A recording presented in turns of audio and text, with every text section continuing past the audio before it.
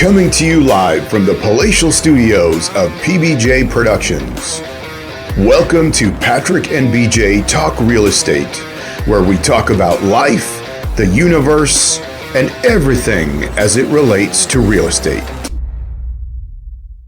Hey everybody, it's BJ. And Patrick. And we're back talking all things real estate. Thank you for joining us today. We're doing part 2 today of our interview with Russ Cass, who is the owner of Homecheck Home Inspections. So again, Russ, thank you for making time to be with us today. Always a pleasure.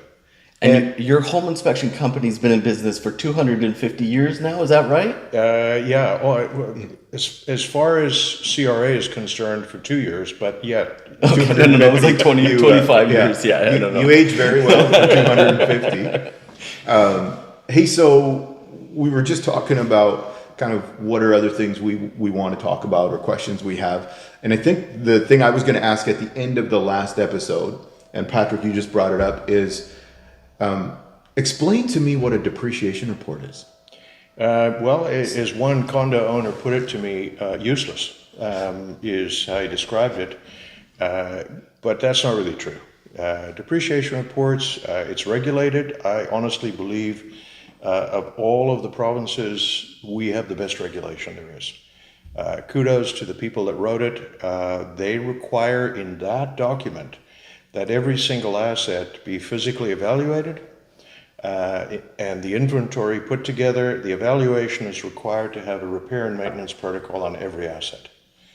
I've analyzed probably 3,000 or maybe a bit more now, and 95% of those are not consistent with repairs and maintenance, which means they are not completely compliant. And when that occurs and the default is to replacement, it means they need to raise more money than what they're actually likely to need over the 30-year period. This is based on the depreciation report recommendations. Regulation. Oh, regulation. So not just a recommendation from the report. It's a regulation that says you must do this. Part 6.2, 6.21 quantifies it. So a question in that then, so let's say call me the strata. We have a depreciation report done.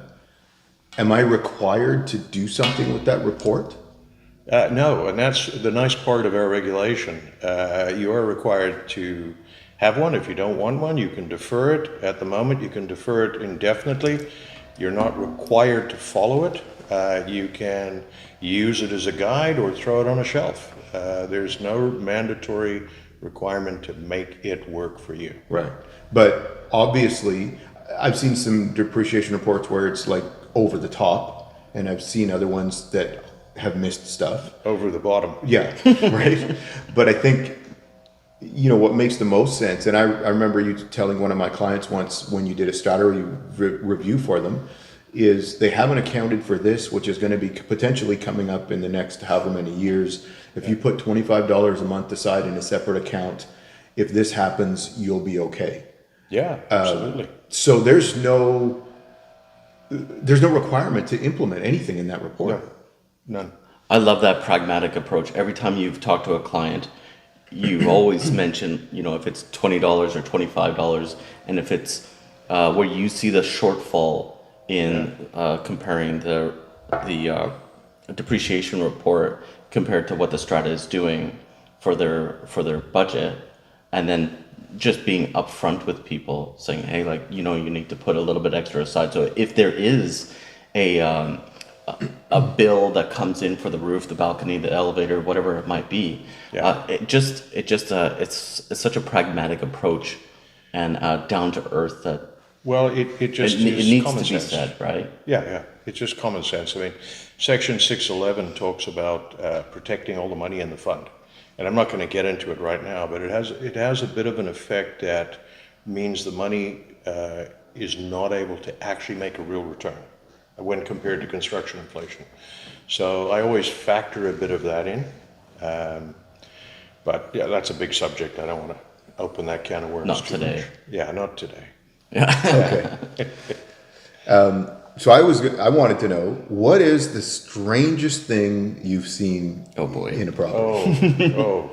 Well, I mean, outside of our own company, a few strange things in there, but I remember getting on a roof, and the fellow selling the house was a building contractor, and he'd opened up. It was a '70s house. He'd opened up the walls between the kitchen and the living room and the dining room, taken them all out, and I wondered when I came in and was introduced, were there beams up in the attic? And before I looked in there, I climbed on the roof and started walking around looking at the roof shingles. And as I did that, the roof began to move. Oh, yikes. And I realized, no, there were no beams underneath. It's a surfboard. It was actually teeter-tottering. Yeah, it was pretty cool. I stayed up there for a while, enjoyed the experience. No, it was terrifying because when I got in and had a look at the attic, there were no beams there. Fellow that did it was extremely irate, and so that added another dimension of humor to it.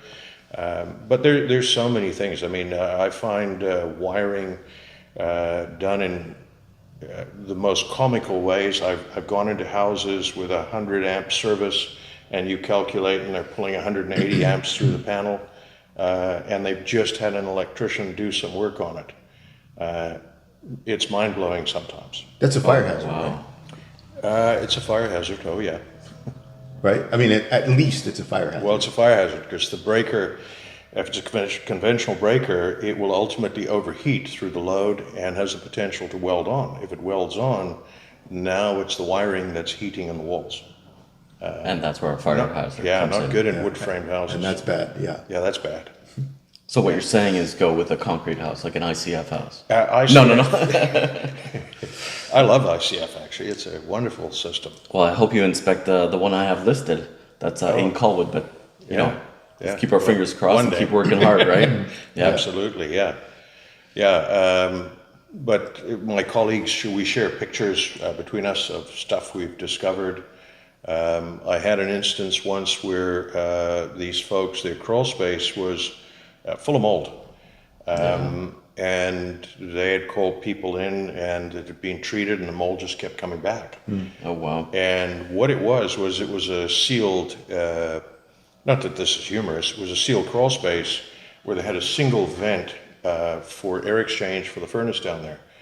And somebody had pushed a cloth in there and blocked it. So there was no air exchange and any moisture coming off that gas-fired furnace was just going into the crawl space. So now the furnace is inefficient. Absolutely, Right? yeah. It's trying to suck air and it doesn't have any. So not funny at all, but yeah. But unusual. But unusual. You see these oddities, people doing things that they think, soffit venting completely blocked because they don't want to get the attic cold.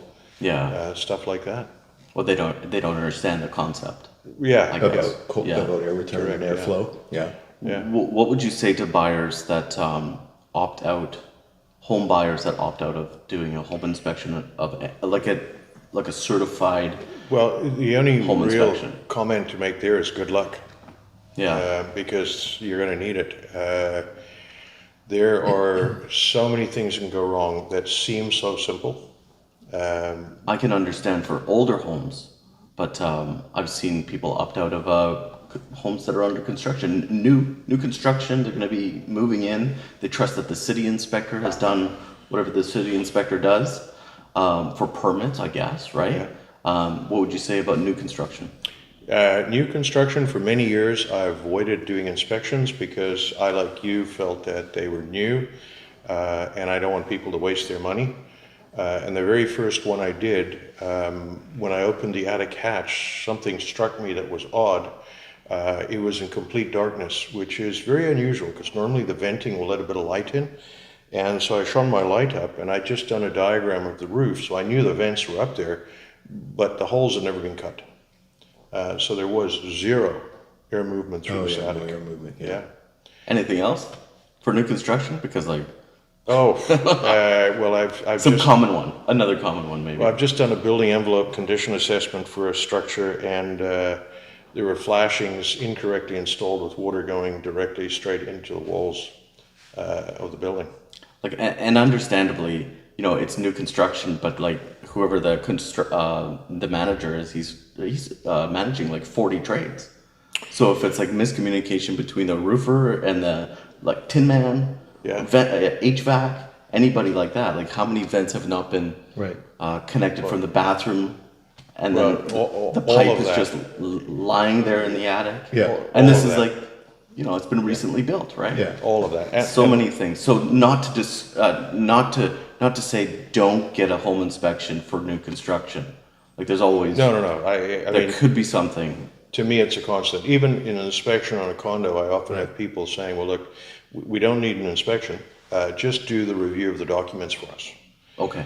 And what I always explain is I can do that for you, but if I'm at the building, I can look at what the document says, I can look at the assets and work out, Right. is it accurate or isn't it accurate?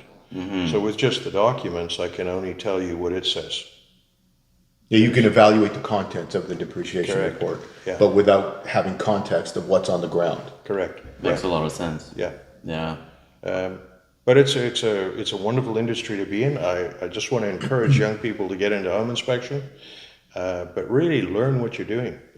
You need to put the energy in to learn about codes, about systems, and how they integrate, and constantly be researching all the new stuff coming out. The new technologies and heat pumps are just phenomenal. Hot water tanks with heat pumps on them and all kinds of stuff. I mean, it's just, we live in a wonderful time. Yeah. I think the only apprehension, not from all buyers, I think there's many consumers that see the value in a home inspector. But when there's a question, I always tell them, for you're going to spend $1 million, 500,000, or whatever the price might be, it's an ounce of prevention. Yeah. It's an ounce of prevention. Spend the money. It's worth it to find out if there is a problem. Right. Then at least you have some context to figure out, like, how do we solve this problem, or do we need to look at the solving this or this amount of cost in the next 5 years, 10 years. But there's more for home inspections. It's not just finding out, like, is there something wrong with the home. I find all home inspectors lay out sort of a maintenance program too.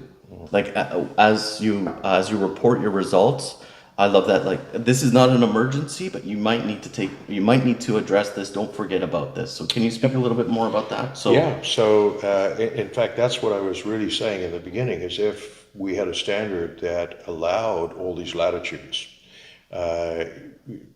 actually putting in, anticipate replacing the bathroom fan, there's some bearing noise occurring, and giving an explanation. Without replacing it, the relative humidity inside the building would increase, potentially causing mold and so on down the road.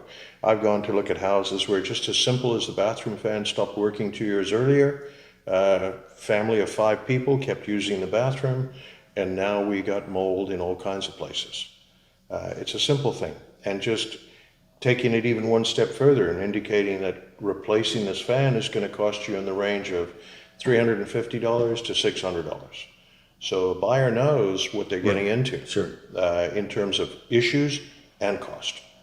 But we've still got some work to do, and that's where I was bringing the regulator in. Love to have that come into regulation. that's amazing. And is there nothing like that is on the horizon at this stage? No, but there are people that do it. I have requests for it. Then I shift out of my home inspector hat and I put my condition assessment hat in, and I'm actually telling you estimated probable cost to replace the roof on this house. And I've had some huge ones. Is going to be in the region of $260,000. Okay. And people now have a negotiating instrument. Yeah. Somebody else can call their professionals in, check it out. Right. But in the end, everybody knows where they stand. Yeah. Yeah. And I think that's what homeowners really deserve. Yeah, 100%. We just want them to be informed so they can make a decision that they know. I think that's my wife. We just want them to be informed so they can make a decision that they know what they're getting into, right? Yeah, So- exactly. Yeah. Yeah. So, Russ, thank you for taking time to be with us today. Where do people find you? You guys are online? We're online. At the moment, our website, if you go to it, is permanently closed, is what it says. Okay. This is Google. They have a wonderful sense of humor, Google does. Okay. We moved to a farm we bought, Okay. and we notified them before we moved that, hey, we're moving, because Yeah. we had this happen before. But no, they want to check you out. It takes about 3 months to confirm that you are the person that moved. I see. So we quickly put up a new website. Our company name is Telesta Holdings. Telesta Holdings? Telesta Holdings. Telesta Holdings website is there. And we have 3 divisions in the company. Homecheck does home inspections. Yeah. Island Depreciation Reports does depreciation reports. And Telesta Consulting does commercial work and consults. We consult to stratas, individual homeowners. I'm actually doing a report currently for a strata where the fellow trying to sell it has lost 3 sales because of the depreciation report. Oh, yikes. Which is actually not compliant and totally out to lunch in terms of its costings. Okay. I'd love to hear So- some details behind that, but Yeah. maybe not on video, Yeah, right? right. So, okay, so they can go to your website. How about a phone number? Is there a number they can call if they want to get a hold of you guys? 778 Yeah. 351 1928. The email admin, ADMIN, at homecheckcanada.com. And I will make sure that all of your contact information website will be in this video and part 1 of this video if you want to take a look at that as well. Thank So you. I will Appreciate make that. sure that's there. So thank you again for taking time to be with us today and Always fun Thank work, you, guys. working it in. I know how busy the schedule is, and I'm real thankful that we managed to get it all to work together today. So I'm glad my phone hasn't rung yet. that wasn't your phone ringing. No, it was not.